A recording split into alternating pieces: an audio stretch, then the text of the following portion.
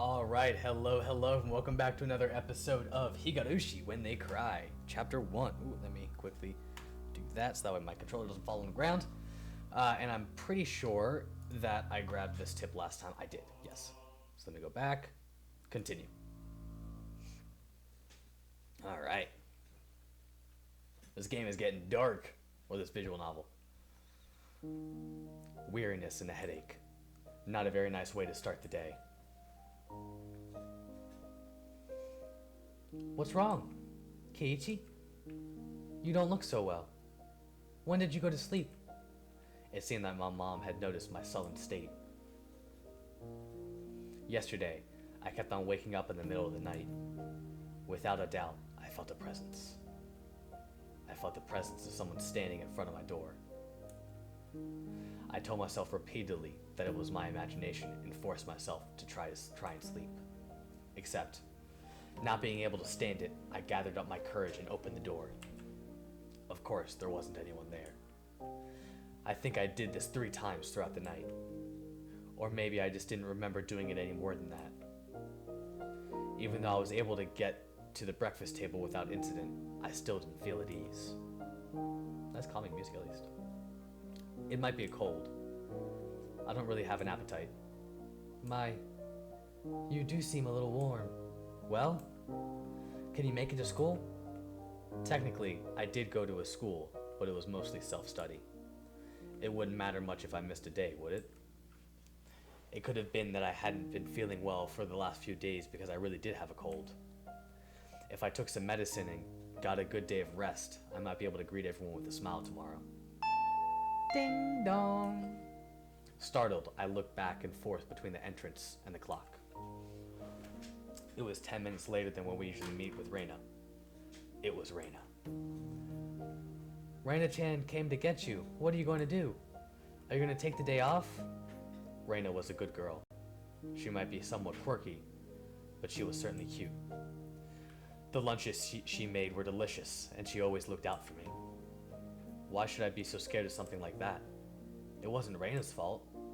It was probably mine. Oof, that's a bad road to go down. It had to have been my cold. It just had to be. I'll rest. Sorry. Then I'll go send her off for you. Mom headed off to the door. I would have to pass by the entrance to get back to my room. I didn't have the nerve to meet with Reina, so I wrapped myself in a blanket on the sofa and closed my eyes. I was so sleep deprived, I quickly fell into a deep slumber.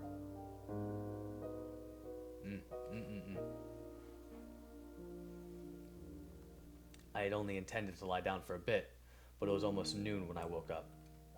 I called out to my parents, but they didn't seem to be around. On the table, I found lunch prepared and a note. Mom and Dad had apparently driven off to somewhere far away. It likely had to do with Dad's work. This happened every so often, so it wasn't that unusual. They would probably be back sometime after dinner. On the note it said, "The insurance card is in the cabinet. Take it and go to the hospital." There was also a well-drawn map to the hospital. That's right.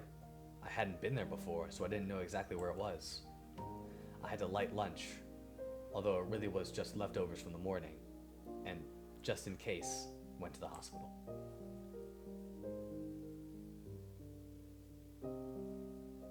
Normally, I'd never be here in the middle of the weekday. Just walking around like this had me feeling guilty. It was an odd feeling. Following my mom's map, I took a road I usually never used. After walking for a bit, the hospital sign came into view. There we go. Erie Clinic was written rather stylishly on the sign. The clinic wasn't very big, but based on the scale of the rest of Hinamizawa, it was far too grand. There was a parking lot and even a reserved spot for buses.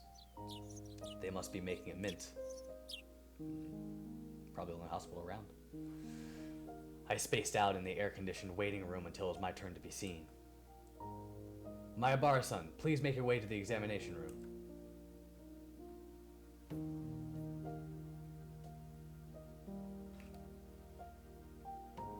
After properly answering all the chatty doctor's questions, he responded with the old, "It's probably a cold." They gave me a shot and 3 days worth of medicine. I thought it was a little overboard, but if it would clear away the gloomy feeling I'd been having lately, then it was worth it.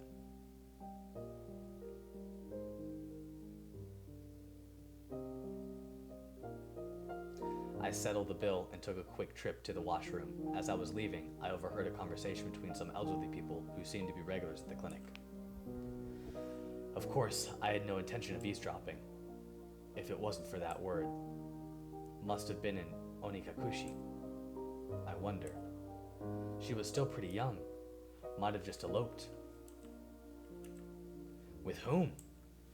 That man from Tokyo who visits every season. That young one with the big camera? Didn't you know they were getting along pretty well? Were they talking about Tomitake-san? I could feel my ears perking up. I don't know about that, but you have to make preparations before you elope. Leave a note or quit their job or something. It's an elopement because they didn't leave a note or a message. The thought that I'll never see that young nurse's face again made me rather sad. Oh, she was a nurse. Takano-san is an understanding young woman. Takano! We know her name now. She'll be fine wherever she goes. So her name was Takano-san?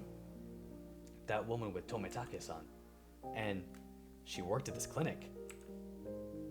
Oyashiro-sama's shadow was following me everywhere I went. I started listening more closely, but they began talking about fishing, and it didn't seem like they were going to revisit the topic. I gave up and left. Thus, even though I was separated from the daily monotony of school, I wasn't able to escape from the Oyashiro-sama's shadow. But of course, Oyashiro-sama was the guardian deity of this place, of Hinamizawa. As long as I was in Hinamizawa, I wouldn't be able to escape.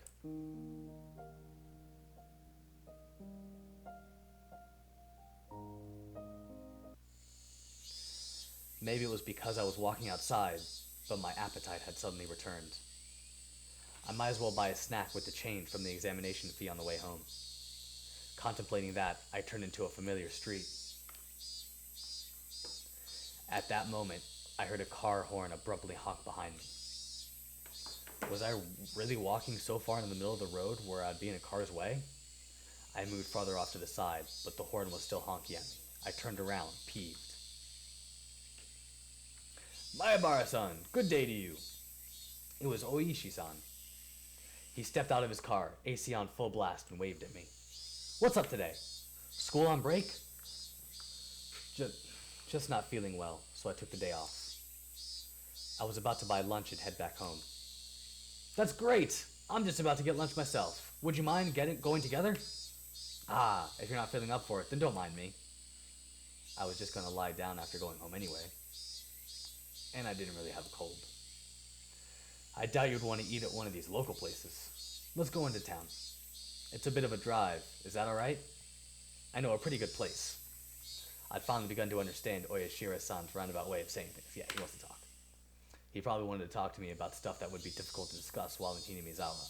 Yeah. That's why he came out to Hinamizawa, to see me.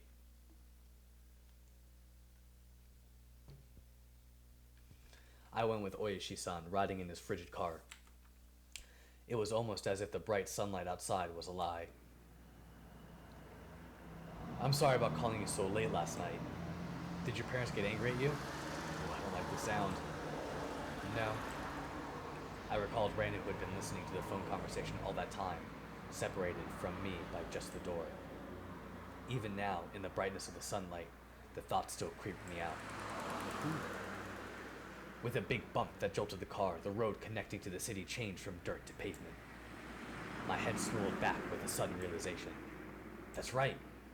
This was where Tomitake-san died. They've hit a snag on the investigation regarding Tomitake-san. Oishi-san spoke while peering at me from the corner of his eye. They believe it was caused by hallucinogens, given how he was clawing out his own throat. But a drug that could cause that to happen so suddenly is extremely hard to come by. Bear in mind, of course, the autopsy was done with the premise in mind, but we didn't find any leads. You know that thing you see in comics all the time? Where there's a drug that, if you put it in them, it doesn't leave any traces? It exists. sus, succinct, succintical, succintical, something or other, succintical something or other. Well, it was pretty common. But you see, there doesn't seem to be any kind of drug that would cause Tometake-san to react like that. Then, you're saying the police concluded Tometake-san just died from the curse? I couldn't help but feel the police were worthless. I just wanted the idea of the curse to be dissociated from Tometake-san's mysterious death. Unfortunately, that's how it looks right now. But putting aside the cause of death, without a doubt, he was surrounded by a group of people and had taken a beating before he died. That was no curse. Oh, hold on, I'm reading this in the wrong voice.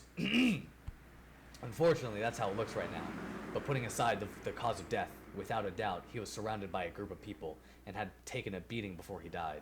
That was no curse, but an incident that unquestionably involved other humans. That made me a bit relieved.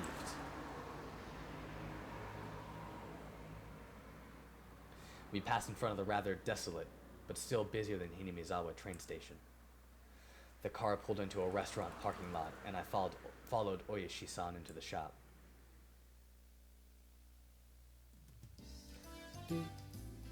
It was pretty crowded, but there were only adults at this hour. Of course, there wouldn't be any children here in the middle of a weekday. 2 please, non-smoking. This way, please. When you are ready to order, please call me over. We were led by a particularly dressed waitress to our table. I sat with Oyashi-san in the booth. So what do you think? Aren't the waitresses' outfits here cute? Huh? Well, I guess. This shop is always quite busy.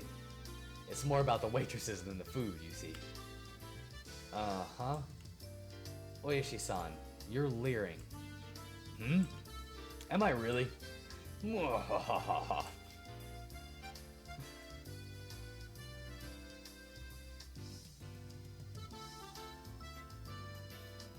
Regardless of how the waitress looked, the food was decent enough. Finishing our meals while talking about some inane topic, Oishi-san's after-meal cup of coffee arrived at the table. Yesterday, we talked about Hinamizawa's past, didn't we? Yeah, that it was the village of man-eating demons or something like that. I didn't know much about it myself, so I asked my grandmother about it this morning. Oishi-san took out the notepad that was stuffed into his breast pocket. Turns out that Hinamizawa used to be called Onigafuchi, or Ogre's Abyss. Onigafuchi. That's quite the name. The name is still around. The marsh where the Shinto priest's wife drowned herself is still called Ogre's Abyss. It's said that the depths of that marsh connect to the realm of demons. Of course, nobody had told me anything about such an ominous marsh. And you see, it appears they were both feared and revered. A respect born of fear. I guess you could say it was kind of a detrification. A village of inhumane creatures. Seems the demons were Sennin, or mountain-dwelling mystics of sorts. Taking villagers with incurable illnesses into the Ogre's Abyss and healing them, for example. Even if we're calling them demons, Tengu long-nosed goblins, or Sennin, would be a more apt description. Whoops. Wrong button. They didn't seem like such terrible people, even though they were called demons. But they were still man-eating demons, according to the story my grandmother told me. As payment for treating the son's illness, let us eat the mother who brought him here, was apparently how things went. The price of curing her son was herself? That's unsettling. Of course, the mother took her son and ran. Then, you see, all the people who lived in Onigafuchi, the demons chased them down, rounded them up, and captured them. The entire village, apparently. That's quite a frightening thing to imagine.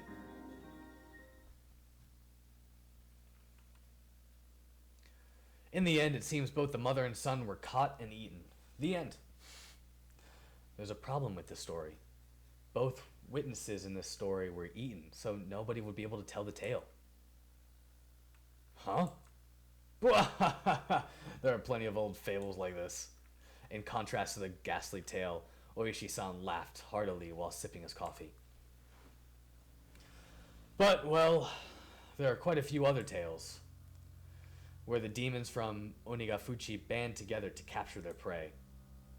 I recall that Mion said that all villagers united and fought against the dam construction. I saw similarities with how that part about unification overlapped. Normally, they hunted down a single person, and they chose who it was going to be beforehand. Huh? That caught my attention. Oishi-san also appeared to be pondering on what that meant. My grandmother told me that you must never interfere with the demon's hunt. You should just hole up in your house and hide under the covers, she said. So, what does this all mean? It means you mustn't ever help or protect the prey. As long as you don't disturb the demon's hunt, no harm will fall upon the villagers. It seems there's that kind of rule. Basically, don't help the victims. Pretend you didn't see the atrocities, in other words. What happens if you break the rule? Well, they're man-eating demons after all. Many parts of that tale caught my attention. Parts of the story he told me overlapped with the theory that the perpetrators were all the village families. Even if it wasn't the whole village, it was conceivable that the villagers were hiding under the covers and leaving them to die when there's a group that was on their hunt, wasn't it? I didn't dare speak it. Then, Oishi-san, I guess it looks like it's either the village families or a group of villagers perpetrating the crimes? What do you think, Mayabara-san? Ah, excuse me. Another cup of coffee, please. That's what I wanted to know. It seemed that we were both waiting for the other to say that last part. I waited for the waitress to finish pouring coffee before speaking. Last year, I had a nagging feeling when Satoshi-kun disappeared. Oishi-san muttered as he watched the milk swirl around in his coffee. So those friends of Satoshi-san, meaning your group of friends, Mayabara-san, I had a bit, really just a little bit, okay, of background checking done on them. If Oishi-san had said this to me before, I would have been furious since he told me earlier not to suspect my friends. But as I was now, I couldn't. This might sound pretty stupid, Mayabara-san. If you feel that stupid, please say so. I'll just stop. Oishi-san was wearing the most serious expression that I ever seen from him. It was as if he was telling me to prepare myself and listen. There were quite a few things I regretted hearing from Oishi-san, but none of them were as threatening as this. A little voice inside me was screaming like an alarm. Stop, Keiichi! This was probably the last one! I took a deep breath and silenced that voice. I would not run from the truth. Please. That was all I could utter. Oishi-san stared into my eyes silently for a few moments. After he was certain I was ready, he began. The victim of the incident in the first year was the overseer. A few weeks prior, he had an altercation with Miyano Sonozaki-san. Multiple altercations. Oishi-san had said before that Mion had defied the dam project vehemently. Well, it wasn't hard to imagine how she'd be if she got worked up. In the second year, the married couple who supported the project died in that accident, right? They had a daughter. Her name is Satoko Huju-san. Huh? Satoko? Meaning Satoko? Oishi-san's look told me that my voice was too loud. I realized it was well and quickly quieted down. The Shinto priest and his wife who died the third year, you see. Their daughter is Rika Furud-san. Rika-chan was the housewife who died in the fourth year. You know already, don't you? It was the step-aunt of Satoko Huju-san. She was in her aunt and uncle's custody, as she had lost both of her parents in the accident. She lived in the victim's house. I could tell my lips were getting dry. I didn't even have the wits to keep my mouth from hanging agape. I thought it was nothing but a bizarre incident, one that I could easily distance myself from. but clicking and clacking, it had snuck all the way to my feet. The one who disappeared the 4th year, by the way. He was Satoku-san's older brother. What? Wait a second. It took everything I had to finally say that. I gulped down a glass of water and once again wiped my face with a napkin. Calm down, Keiichi Maebara. But Oishi-san was relentless. Instead of waiting for me to finish sorting out my feelings, he started speaking again. The last of the things I shouldn't have heard. All of the victims seem to be connected to your group of friends. That has to be just a coincidence. Maebara-san, keep it down. Everyone's looking. Mion? Satoko? Rika-chan? So what if they're connected? You're telling me all of my friends? It couldn't be. It just couldn't be. Oh, Reina is different, isn't she? Reina isn't connected with the victims at all. Reina Ryugu-san was living in a suburb of Ibaraki Prefecture up until last year. Well, it's true she hadn't directly met any of the victims, he said in a roundabout way. Is he saying she's also connected? Actually, I looked into her before Ryugu-san... Before Ryugu-san moved away to Hinamizawa, she was suspended from school. It seems she went through her school building and broke all of the windows. Reina did that?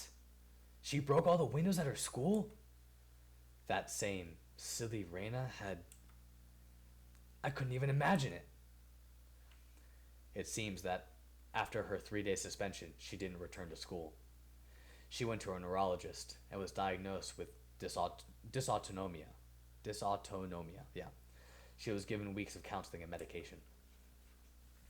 I wonder if it was something like a nervous breakdown. I'd heard that happens to people who are really methodical or overly sensitive. Neither of those matched Reina's easygoing personality. In the counselor's medical report, he recorded all the conversations he had with Reina-san.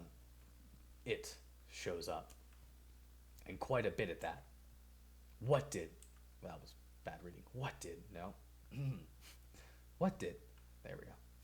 I pressed forward carelessly. There couldn't be anything more for me to regret. She mentioned the word Oyashiro-sama.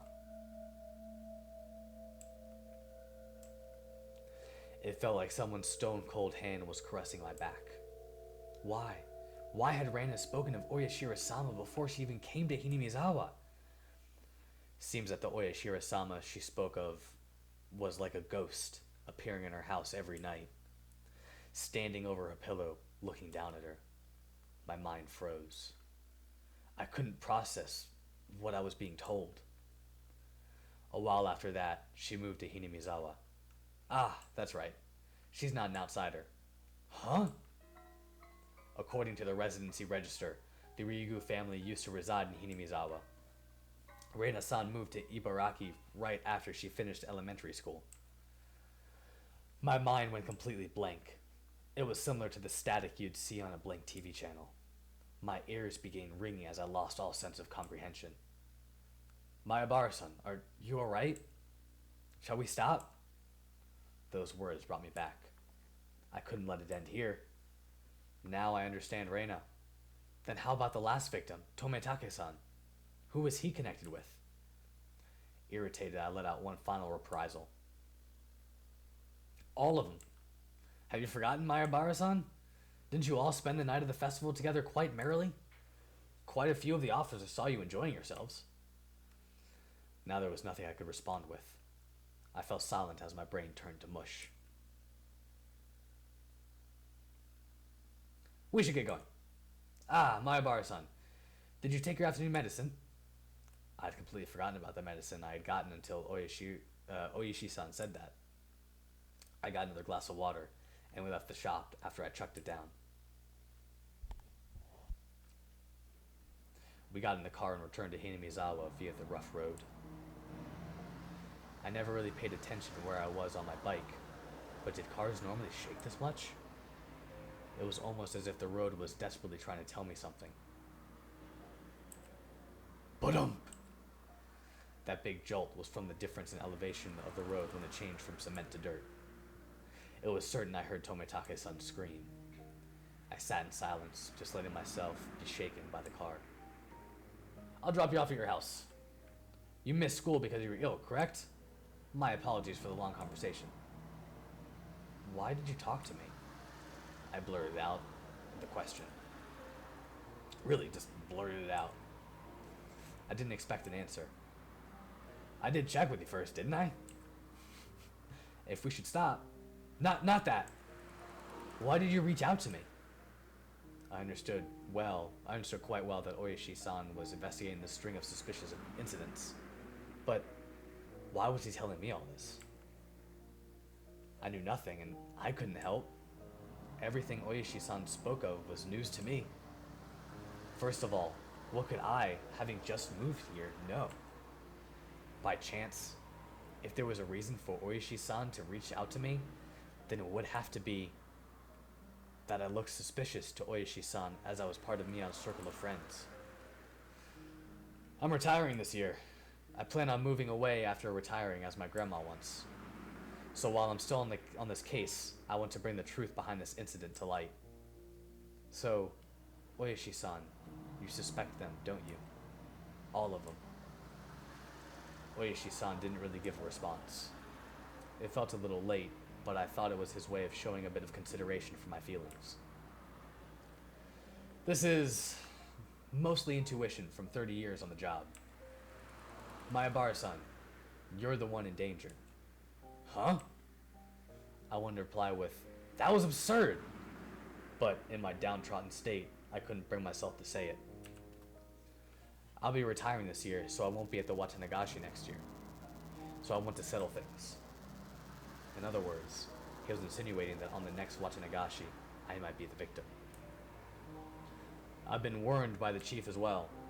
Each incident in the string of cases has been solved, so don't bring it up again. Or so I was told. This is the pressure that I'm facing. Pressure? From what? Someone in Hinamizawa. We've arrived. Is this fine? After some time, the car finally reached the path to my house. The clock read 2 p.m. I was surprised so little time had passed since we ate. It was hot outside the car. The chirping of the Higurashi hurt my ears. I won't mind if you just forgot everything I told you today. But I'm still gonna keep investigating.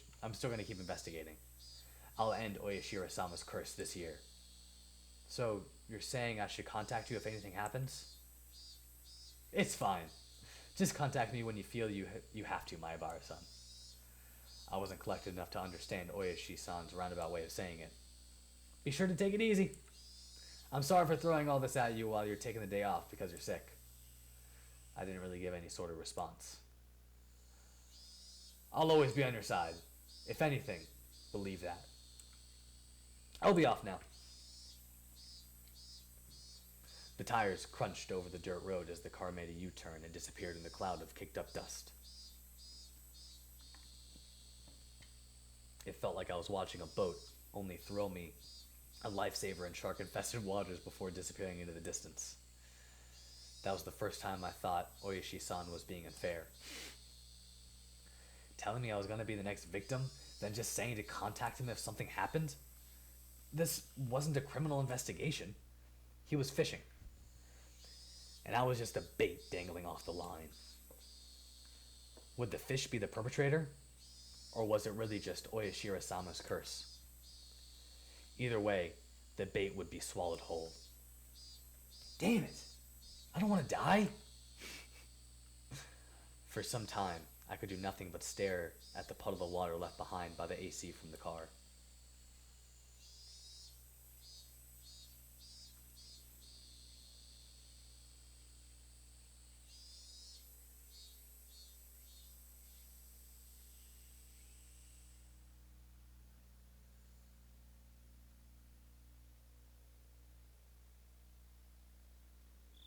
I wonder how much time had passed since I laid down. It was getting dark outside. My body was soaked in sweat. It would probably be a good idea to change my sheets. At that moment, the phone downstairs rang. It was probably Mom.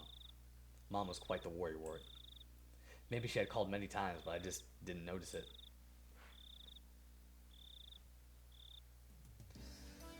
Hello, this is my bar residence. Oh, he's alive. Hello, this is Mion. How you doing? Is this one of Keiichi's friends? Keiichi is resting now, but shall I put him on? Huh? Is this his dad? Ah ha ha ha. Sorry. Blah ha ha ha ha ha. Idiot. You fell for it. Huh?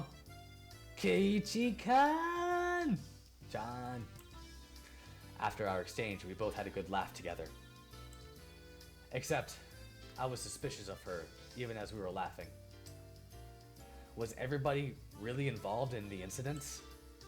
The fact I couldn't say no saddened me. I'm relieved that you seem well. Reina was really worried, you know. So Toko-chan was happy and said that you got what you deserved. Rika-chan said, how unfortunate he's sick. Oh, that's not, yeah. How unfortunate he's sick. Heh, looks like everyone was making a big deal out of it. Well, you know, so, Kei-chan, is now a bad time to come pay you a visit? A visit?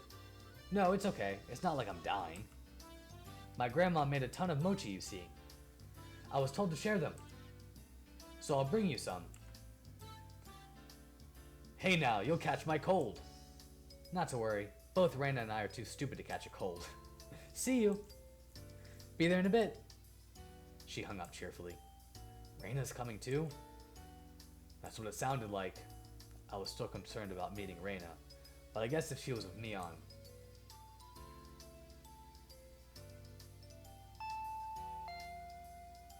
I heard the doorbell 10 minutes later. Mion, how are you feeling? Did you take your medicine and rest? And with that, that's where I'm going to end this episode. Hope you guys have enjoyed. Thank you for liking, commenting, and subscribing, and I will see you in the next one. Peace!